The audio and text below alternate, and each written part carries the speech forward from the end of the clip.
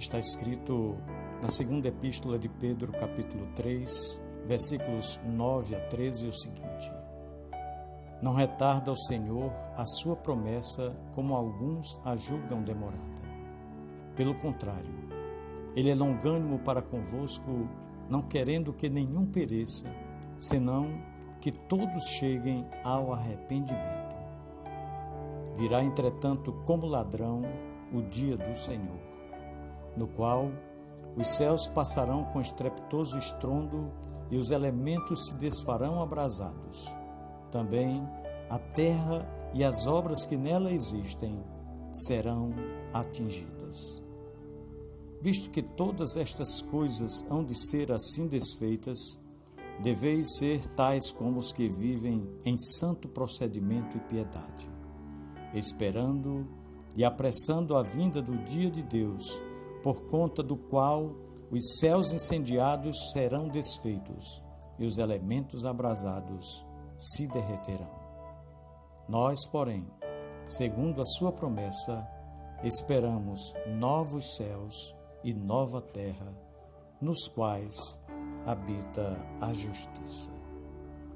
E em Apocalipse, capítulo 22, versículo 20, está escrito: Aquele que dá testemunho destas coisas diz: Sim, venho sem demora. Meu irmão, minha irmã, muito se fala em nossos dias sobre o aquecimento do nosso planeta Terra. Os governos das nações se reúnem e estudam como se há de bloquear esse aquecimento, mas não tem chegado a um denominador comum que possa desacelerar o processo. Cientistas preveem que, em seguindo-se o atual ritmo, a vida no nosso planeta poderá desaparecer dentro de um prazo não muito longo.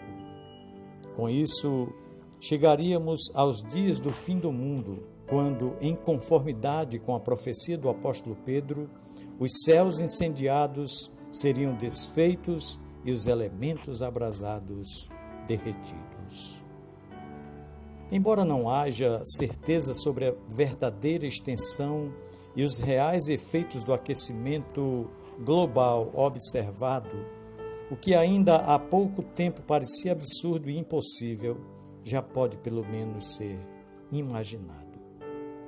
E se isto puder ser o fim do mundo, surge a pergunta: quando esse desastre começou? Pois o começo da degradação se deu num dia e num lugar muito aprazível chamado Jardim do Éden. Deus havia concluído a sua obra criadora. Formou então aquele maravilhoso jardim, onde instalou a coroa da sua criação, o homem e a mulher, Adão e Eva.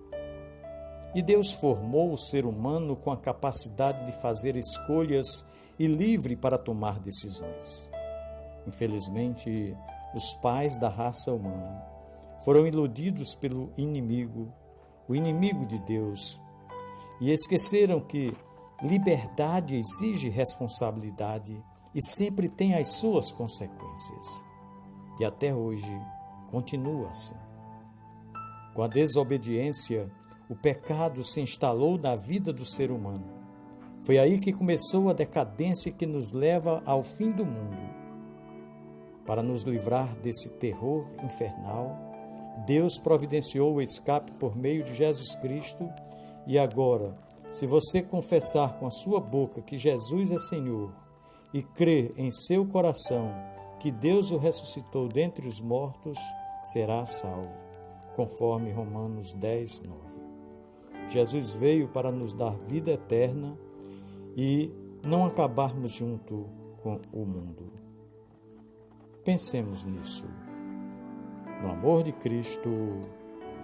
Amém.